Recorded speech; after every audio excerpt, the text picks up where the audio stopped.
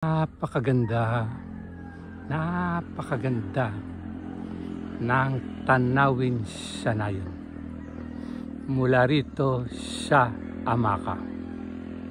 Ngayong katanghalian, masikat ang araw, masinag, kitang-kita mo ang nag-uumasol na kulay ng kabundukan na parang sinasamahan pa ng malaasul na kalangitan.